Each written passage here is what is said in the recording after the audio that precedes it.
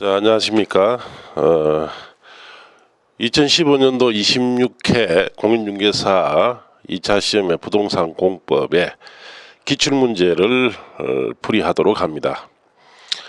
올해 시험은 전체적으로는 작년 25회 시험보다는 조금 수월했던 문제인데 26회 전체 과목에서 2차 과목 중개사법, 공시세법, 자, 부동산 공법에서는 가장 어려운 과목이었다 이렇게 보시면 됩니다. 그래서 조금 지엽적인 문제도 출제가 되었고 또 그리고 세부사항 같은 이런 것을 우리가 좀 소홀히 하는 부분도 의외로 물었던 문제도 있습니다. 그러나 작년보다는 전체적으로 무난한 좀 수월했던 이런 문제다 이렇게 보시면 됩니다. 자, 81번 문제를 봅니다. 국토의 계획 및 이용에 관한 법령상 광역도시계획에 관한 설명으로 틀린 것은, 자, 광역도시계획에 관한 문제가 한 문제로 노는 것은 참 오랜만이었습니다. 19회 때까지 출제되고 20회부터 작년 25회까지는 광역도시계획을 이렇게 한 문제짜리로 이렇게 물은 적은 없습니다. 지문 형태는 물었지만은, 자, 의외로 한 문제 형태로 광역도시계획을 물었는데, 자, 틀린 것입니다. 1번 동일 지역에 대하여 수립된 광역도시계획의 내용과 도시군기본계획 내용이 다를 때에는 광역도시계획의 내용을 우선해야 되죠. 왜냐, 광역도시계획이 도시군기본계획보다 상위 계획이기 때문에 그렇습니다. 그래서 이 1번 지문은 올해 출제된다고 아마 제가 체크까지 해준 것 같습니다. 기억에. 자, 그다음 2번에 광역계획권은 광역시장이 지정할 수가 있다. 자, 2번이 틀렸습니다. 2번은 왜 틀렸느냐, 광역계획권 지정은 국토교통부 장관과 도지사가 광역계획권을 지정합니다.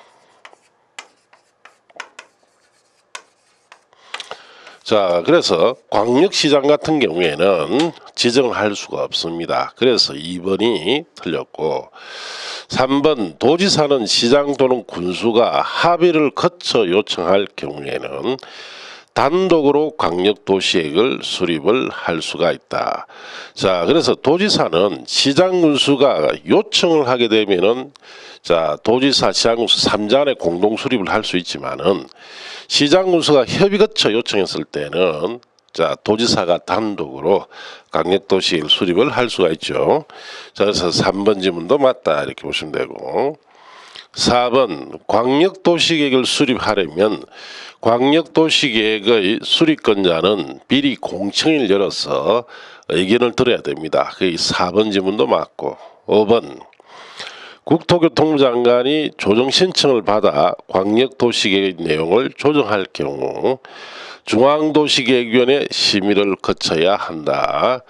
자, 그렇습니다. 그래서 국토교통부 장관은, 자, 시도지사가 이렇게 공동 수립할 경우 서로 협의 안 될 때 조정 신청을 국토교통부 장관에게 합니다. 그럼 국토교통부 장관이 조정 신청을 받아서 내용을 조정해 주는데 심의를 거쳐서 합니다. 그래서 5번 지문 역시 맞습니다. 그래서 81번은, 자, 틀린 지문이 2번이 틀렸죠. 광역시장은 광역계획권을 지정할 수가 없습니다. 자, 그렇게 아시면 됩니다. 자, 82번 문제로 가봅시다. 국토의 계획 및 이용에 관한 법령상 도시군관리계획에 관한 설명으로 틀린 것은 1번 도시군관리계획 결정의 효력은 지정도면을 고시한 날의 다음 날부터 발생을 한다. 자, 그래서 1번 같은 경우에는, 자, 틀린 지문이 됩니다. 그래서 1번은 우리가 출제가 예상이 됐던 그런 부분인데, 도시군관리 결정의 효력은 지정도면 고시한 날의 다음 날이 아니라 고시한 날부터 효력이 발생합니다. 그래서 다음 날이란 말이 들어갔기 때문에 틀었어요. 지정도면 고시한 날부터 발생한다야 1번이 맞습니다. 2번 용도 지구의 지정은 도시군 관리 계획으로 한다. 그렇습니다. 용도 지역이나 용도 지구의 지정은 도시군 관리 계획으로 결정해야 할 사항에 들어가 있죠. 3번 주민은 기반시설의 설치 정비 개량에 관한 사항에 대하여 이방권자에게 도시군 관리계획 위반을 제한할 수 있다. 자, 그렇습니다. 이 주민이나 이해관계인은 기반 설치 정비 개량에 관한 사항과 지구 단위 계획 구역의 지정 변경과 지구 단위 계획 수립 변경에 관한 것을 도시군 관리 위반해 줄 것을 제한할 수 있습니다. 그래서 3번 역시 맞지요. 4번 도시군관리계획은 광역도시계획과 도시군기본계획에 부합되어야 되죠. 왜냐, 광역도시계획과 도시군기본계획은 상위계획으로서 방향을 정해주는 계획이고 그 방향을 정해주는 계획에 따라서 구체로 실행하는 계획이 관리계획이니까 도시군관리계획은 광역도시계획이나 도시군기본계획에 부합이 되어야 됩니다. 맞는 지문이죠.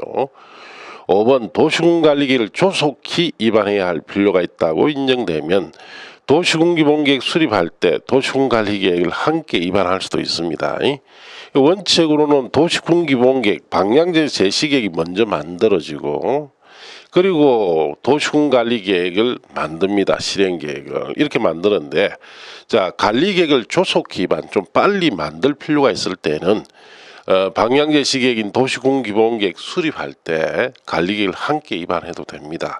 그래서 5번도 역시 맞는 지문이다. 그래서 틀린 지문 82번에는 틀린 지문이 1번이죠.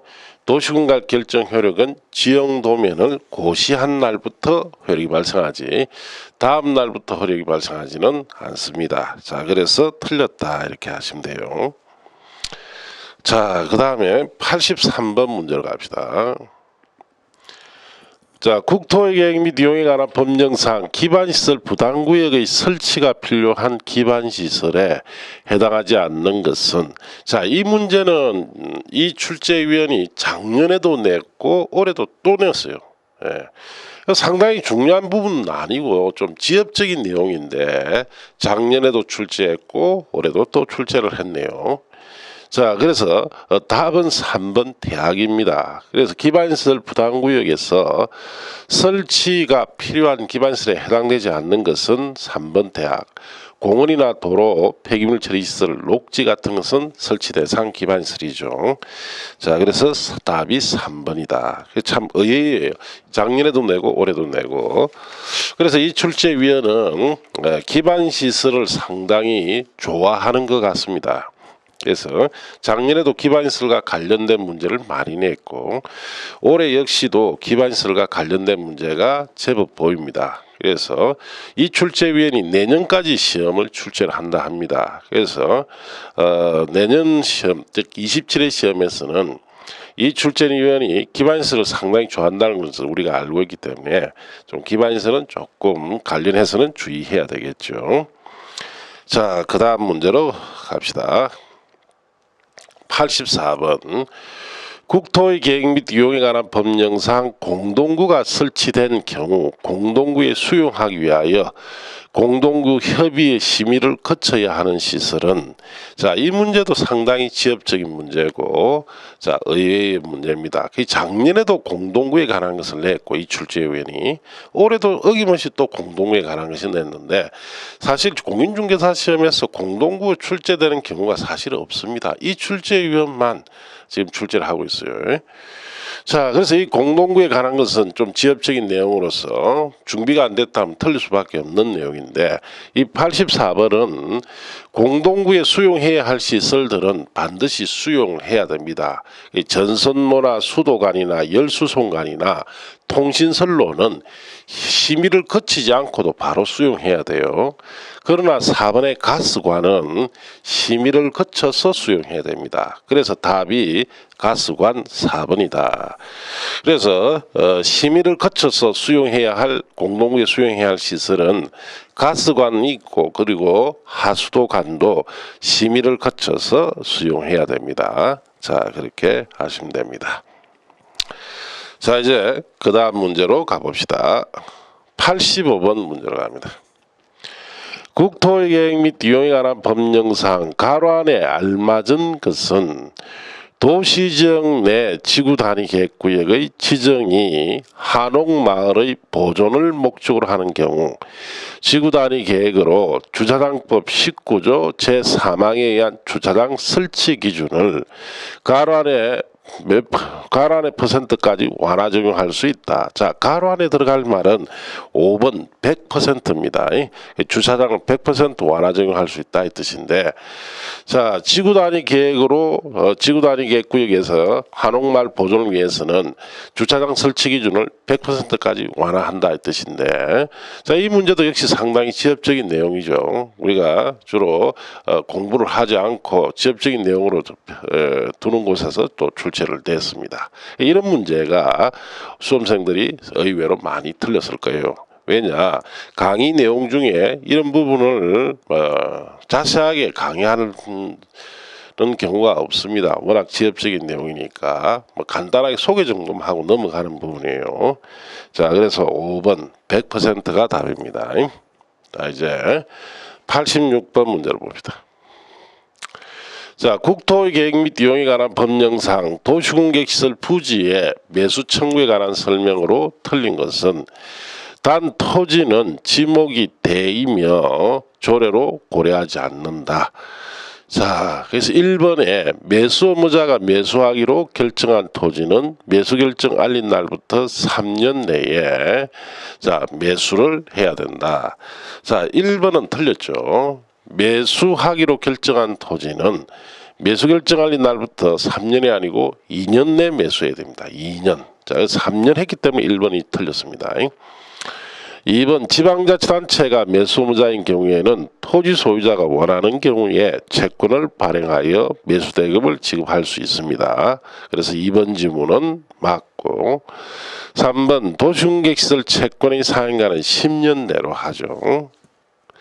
자, 그래서 한 번 더 맞습니다. 4번 매수 청구한 토지 소유자는 매수의무자가 매수하지 아니하기로 결정한 경우에는 개발행위 허가를 받아서 공작물을 설치할 수 있죠. 자, 그래서 이렇게 개발행위 받아 3층 이하 단독이나 1종 근린생활이나 2종 근린생활뿐만 아니라 공작물까지 설치할 수 있습니다. 그게 4번 질문 맞아요. 5번 해당 도시공객시설 사업의 시행자가 정해진 경우에는 그 시행자에게 토지 매수를 청구할 수 있습니다. 그래서 5번도 맞는데, 자, 매수 청구는 원칙적으로 특별시장, 광역시장, 특별자치시장, 특별도지사, 시장, 군수에게 자, 그 관할 지자체장에게 청구하지만은 시행자나 시설의 설치 관리 의무자가 있을 때는 이 시행자나 설치 관리 의무자에게도 청구할 수 있습니다. 그래서 5번 내용이 역시 맞습니다. 이 문제는 틀린 것이 1번이 틀리는데, 매수 결정을 알린 날부터 3년이 아니고 2년 내 매수해야 됩니다. 자, 그래서 이 문제는 출제되리라고 미리 우리가 마지막 정리 시간 때 체크해드렸던 문제입니다. 그래서 미리 예상을 하고 있었던 문제죠. 자, 그렇게 하시고 이제 87번 갑시다. 국토의 계획 및 이용에 관한 법령상 도시군 관리 계획으로 결정해야 할 사항만을 모두 고른 것은, 자, 도시자연공원구역의 지정은 자, 도시군 관리 계획으로 결정해야 되죠. 개발밀도 관리구역 지정은 도시군 관리계획과 결정사항과 관계없습니다. 디귿에 도시개발 사업에 관한 계획도 도시군 관리계획으로 결정해야 할 사항이고, 리얼에 기반시설의 정비에 관한 것도 그렇죠. 기반시설의 설치, 정비, 개량에 관한 것은 다 도시군관리계획 결정사항이 됩니다. 그래서 도시군관리계획으로 결정해야 되는 것은 기역과 디귿과 리얼 5번이 답이 되죠. 자, 그래서 이 문제는 도시군관리계획의 결정사항 종류 6가지를 알고 있느냐는 문제예요. 충분히 이런 문제가 나올 것이라고 우리가 체크까지 해드렸습니다. 그래서 주의를 하라라고 지난 9월달 시험 치기 전에 9월달에 공법을 50페이지로 총 정리를 해줄 때 그때 체크해드렸죠. 이렇게 예상이 된다라고. 자, 그래서 87번에서는 5번이 답이 됩니다. 자, 이제 88번. 국토의 계획 및 이용에 관한 법령상 기반시설의 종류와 그 해당 시설 연결이 틀린 것은 자, 작년에도 기반시설과 관련된 종류 53가지를 알고 있느냐 문제를 냈고, 자, 올해도 어김없이 또 이걸 냈어요, 이 사람이. 그래서 상당히 의외다. 기반시설 종류를 외우라는 이야기예요. 그래서 이걸 외울 만큼 기반시설 종류가 중요하느냐? 그렇지는 않습니다. 자, 그런데 이런 문제를 연거푸 25회, 26회 지금 계속 내고 있다 이렇게 하시고, 자, 연결이 틀린 걸 지금 찾아라 이 뜻이에요. 자, 그래서 1번에 교통시설에는 폐차장이 들어가지 않죠. 자, 폐차장은 환경기초시설이에요. 이런 환경기초시설. 폐차장은 환경기초시설이죠. 자, 그래서 1번이 틀렸고, 공간시설은 유원지, 공공문화체육시설은 청소년 수련시설 해당됩니다. 저수지 방제시설 해당되고 하수도 환경기초시설 해당되죠. 교통시설 같은 건 주로 도로와 같은 거 이런 걸 말하겠죠. 그래서 가만 생각해보면 1번이 쉽게 답이 된다는 걸 갖다가 쉽게 맞출 수 있도록 낸 것 같아요. 자, 그러나 이렇게 기반시설 종류를 이렇게 외우도록 이렇게 유도하는 이런 문제는 결코 좋은 문제가 아닙니다. 기반시설 53가지를 외우라는 취지밖에 안 되기 때문에 그렇죠. 그래서 참조를 하시고, 자, 그래서 답이 1번이 잘못됐습니다. 교통시설에는 폐차장이 들어가지 않고 폐차장은 환경기초시설이다. 그렇게 하시면 돼요. 자, 이제 그 다음 문제로 갑시다. 89번 문제 봅니다. 국토의 계획 및 이용에 관한 법령상 용도지역에 관한 설명으로 틀린 것이에요. 자, 1번에 도시적 축소에 따른 용도지역의 변경을 도시군관리 위반할 경우 주민과 지방의회 의견 청취 절차는 생략할 수 있습니다. 맞습니다. 자, 도시적 축소에 따른 용도적 변경이다. 자, 용도적 변경은 지방의 의견이나 주민의 의견 들어야 하는 사항은 맞아요. 그런데 도시적 축소에 따른 변경은 경미한 것이니까, 자, 이런 경미한 사항이 놓으면 끝말을 잘 보라 했죠. 경미한 사항에 대해서는 의견을 듣는다 하면 틀리고 생략한다 하면 맞죠. 그래서 1번은 맞습니다. 자, 2번. 택지개발 촉진법에 따른 자, 택지개발지구로 지정곳이 되었다가 택지개발 사업이 완료로 지구 지정이 해제되면 그 지역은 지구 지정 이전의 용도지로 한원된 것으로 온다. 이게 틀렸는데, 자, 여기 보세요. 택지개발 사업이 완료가 됐댔죠. 그러면은 택지개발 사업이 완료가 되어서 해제될 때는 자, 지정 이전의 용도지로 환원시키면 안 되죠. 사업이 중단이 됐을 때는 지정 이전 상태로 환원시켜야 되지만은 사업이 완료로 자, 지정이 해제됐다면은 사업이 이제 끝났기 때문에 자, 지정 이전의 용도적으로 환원시켜서는 안 된다 해야 되죠. 그래서 환원되는 것으로 본다 했기 때문에 틀렸습니다.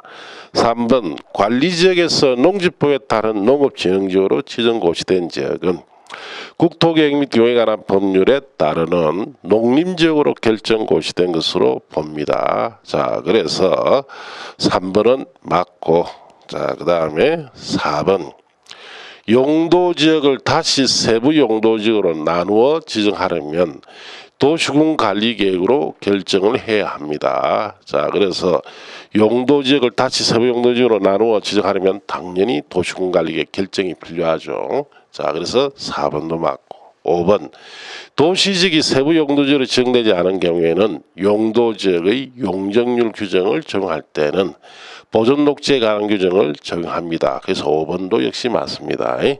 그래서 만일에 우리가 용도가 미정됐을 때는 자연환경 보존지역에 관한 거, 자, 도시지역이 세부 용도지역으로 지정되지 않았을 때는 보존녹지, 관리지역이 세부 용도지역으로 지정되지 않았을 때는 보존관리지역의 기준을 적용하죠. 그래서 5번 내용 맞는데 5번도 자, 우리가 마지막 정리를 할 때 충분히 출제된다고 체크해뒀던 내용들이죠. 자, 그래서 이 문제는 2번이 틀렸는데, 자, 그래서 1번적으로, 자, 1번 같은 지문은, 자, 제가 문제풀이 할 때나 마지막 정리를 할 때, 도시적 축소에 따른 이런 말들이 우리가 처음 배우는 말이 아닌 조금 경미한 상의 느낌이 가지는 이런 말들이 튀어나왔을 때는 일단 경미한 것을 보고 생소하니까, 자, 생소한 이런 경미한 상에 대해서 끝말을 잘 봐야죠. 뭘 한다 하면 틀리고 하지 않는다 하면 맞다 그랬어요. 자, 그렇게 푸시면 되고, 2번 같은 것은 이제 공법을 어느 정도 이해한 사람은 쉽게 이것이 답이라는 걸 알게 됩니다. 사업이 완료가 됐다면은 지정인 상태로 다시 환원시켜서는 안 되죠. 이제 사업 정상으로 완료됐기 때문에. 그래서 사업이 중단이 돼서 해결될 때만, 자, 환원됩니다. 그래서 2번 같은 경우가 답이 된다. 그렇게 하시면 됩니다. 자, 그래서 이 문제도 어느 정도 이런, 자, 여기 3번 지문이나, 자, 그 다음에 5번 지문 같은 것은 우리가 출제가 될 것이다 라고 우리가 미리 예상을 했던 문제죠. 자, 이렇게 참고하시고. 자, 이제 90번 문제로 갑시다. 국토의 계획 및 이용에 관한 법령상 개발행위 허가에 관한 설명으로 틀린 것은 단 조례는 고려하지 않습니다. 자, 1번에 토지 분할에 대해서 개발행위 허가 받은 자가 그 개발행위를 마치면 관할 행정청의 준공검사를 받아야 한다. 자, 1번이 틀렸죠. 왜냐? 토지 분할이라는 것은 서류상으로 토지가 분할되는 거예요. 토지 분할 행위가 완료되면 준공검사를 굳이 받을 필요가 없죠. 개발 행위 중에서 토지 분할과 물건 사두는 행위는 준공검사 받지 않습니다. 그래서 1번이 이것 때문에 틀렸습니다. 2번 건축물 건축에 대해 개발행위 허가를 받은 후 건축물 연면적 5% 범위 안에서 확대를 하려면 변경 허가 받아야 되죠. 만일 5% 범위 안에 축소할 때는 허가받지 않습니다. 축소 반대만은 확대죠. 확대일 때는 허가받아야 되죠. 이것도 출제된다고 미리 다 체크해드렸던 내용들이에요. 3번에 개발행위를 허가를 하는 경우 미리 허가 신청자 의견 들어서 경관 등에 관한 조치할 것을 조건으로 허가할 수 있죠. 즉 조건부 허가됩니다. 그래서 이것도 맞는데 이것도 출시된다고 체크해드렸던 내용이에요. 자, 다음 3번에 도시군관리계획의 시행을 위한 도시개발법에 따르는 도시개발 사업에 의해서 건축물 건축할 경우에는 허가받지 않습니다. 왜냐? 자, 도시개발 사업을 할 때는 규모가 굉장히 큽니다. 그 사업에 의해서 건물을 짓는다든지 개발행위를 할 때는 허가 없이 합니다. 그래서 4번도 맞죠. 이것도 논다고 체크했던 내용이에요. 5번 토지 일부를 공공용지로 하기 위해서 토지 분할할 경우에는 자, 허가를 받지 않아도 되죠. 왜냐? 공공용지라는 것은 국가나 지자체가 사용할 용지로 분할하기 때문에 결국 국가 자체가 분할한다는 뜻입니다. 그러면 허가 없이 분할되기 때문에 5번도 맞죠. 자, 그래서 이 문제는 자, 1번이 틀렸죠. 토지 분할에 대해서는 준공검사를 받지 않습니다. 1번이 답이다. 자, 그렇게 정리하시면 되고, 자, 91번.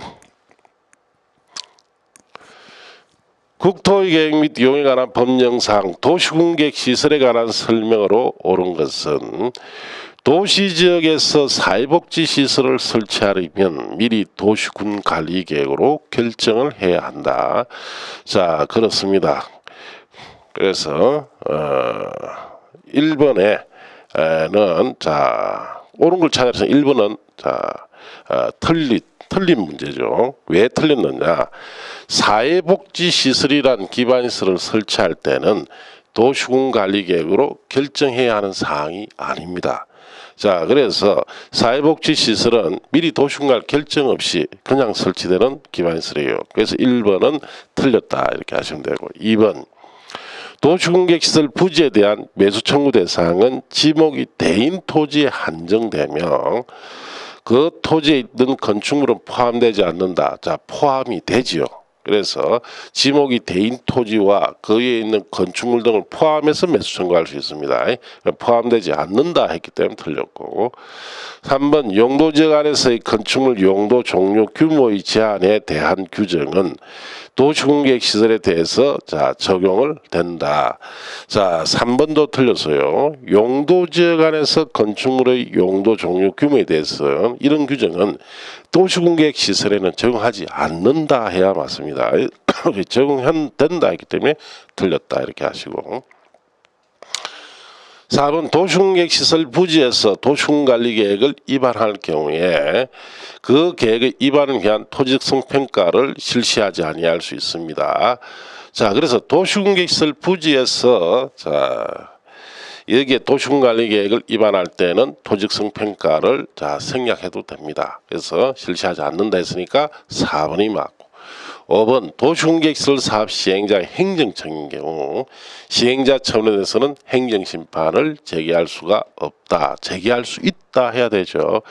그래서 시행자가 행정청인 경우에는 시행자 처분에서는 상급 행정관청에 행정심판을 제기할 수가 있다 해야 됩니다. 없다 했기 때문에 틀렸습니다. 그래서 이 문제는 이제 보면은 조금 여러분 수험생들한테 어려웠던 문제예요. 왜냐, 지문들이 전부 다 지엽적인 내용들을 막 구성됐던 문제예요. 그래서 이런 문제가 여러분 수험생들한테는 버려야 할 문제죠. 왜? 지엽적인 내용들로서 여러분이 정리된 그런 곳에 있는 지문들이 아니죠. 1번 같은 경우도 지엽적이에요. 사회복지시설에 관해서는 도시군관리 결정을 하지 않고 설치한다는 거. 자, 이거는 대통령령인 시행령이 있는 내용입니다. 자, 다음에 2번 같은 경우에는 우리가 중요하다라고 언급을 했던 내용들이에요.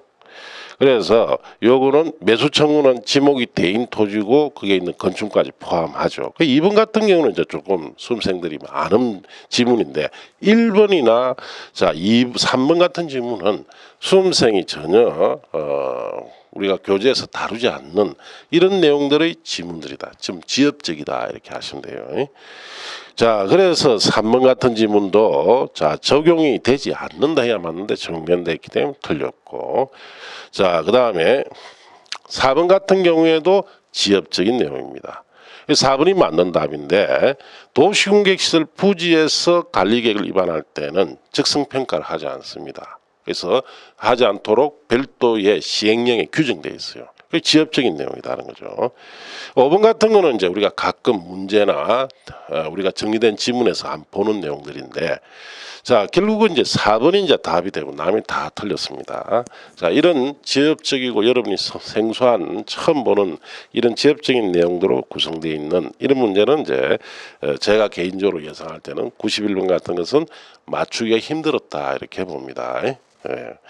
그래서 제가 공법을 항상 말씀드릴 때, 공법은 버릴 부분이 있고 취할 부분이 있다라고 말씀드렸어요.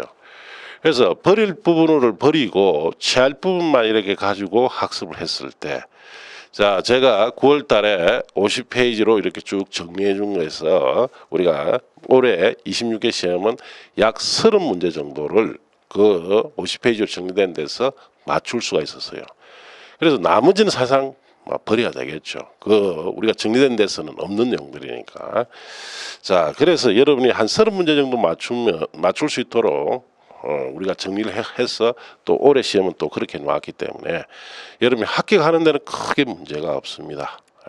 그래서 나는 지엽적인 이런 것까지 다 맞춰야 되겠다 하면은 정말로 학습 범위가 많이 늘어납니다. 자, 그렇게 참고하시면 됩니다. 그래서 91번 같은 경우 생각 외로 까다로웠던 문제고 지엽적인 내용이 많았다 이렇게 하시면 됩니다. 자, 이제 92번 문제로 갑시다.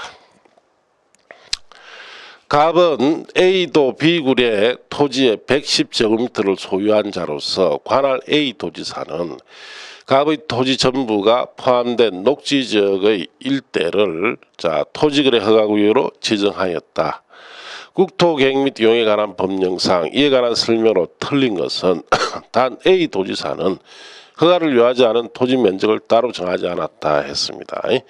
자, 그럼 이 지문에서는 이제 토지거래 허가 제도에 관한 문제인데, 자, 일단은 B군의 갑이 소유한 토지가 110제곱미터고 녹지지역이라 했어요. 녹지지역의 기준 면적이 100이라는 뜻이에요. 110이면 100제곱미터를 초과했죠. 일단 거래 허가를 받아야 된다는 것을 염두에 두고 자, 문제를 봅시다. 자, 1번은 갑이 자신의 토지 전부에 대해서 대가를 받고 지상권을 설정하려면 허가를 받아야 되죠. 왜냐? 기준 면적이 녹지지역은 100인데 자, 갑이 가지고 있는 것은 100을 초과한 110제곱미터니까 소유권을 이전하든지 지상권을 설정할 경우에는 허가받는 대상이 됩니다. 2번 갑의 토지가 농지라면 토지거래 계약의 허가를 받은 경우에는 농지법에 따르는 농지취득 자격증명을 받은 것으로 본다. 자, 그래서 2번 같은 경우에도 자, 일단은 맞는 내용이죠. 자, 보면 농지라면 토지거래 계약의 허가받은 경우에 농지법에 따른 농지취득 자격증은 받은 것으로 의제됩니다. 그래서 농지일 때는 토지거래 허가를 받아야 농지증 의제돼요. 그래서 거꾸로 농지에 대해서 농지증부터 먼저 받았을 때는 토지거래 허가 의제되느냐? 의제되지 않습니다. 자, 그래서 허가를 받았고 이럴 경우에는 농지증 의제됩니다. 3번 허가구에 거주하는 농업인 을이 그 허가구에서 농업을 경영하기 위해서 갑의 토지 전부를 이미 매수할 경우에 토지거래 허가를 필요로 하지 않다. 자, 한 번이 틀렸는데 자, 필요로 하지 않다가 아니라 허가를 받아야 되죠. 왜냐?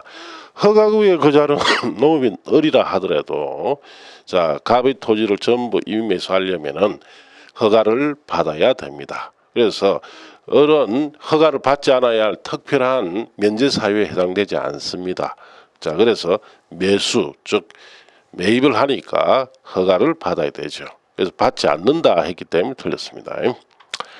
4번에 병이 자기 거주용 주택용지를 이용하려는 목적으로 갑의 토지 전부를 이미 매수할 경우에 토지거래 허가의 신청에 대해서 B군수는 자, 허가를 하여한다. 그렇습니다.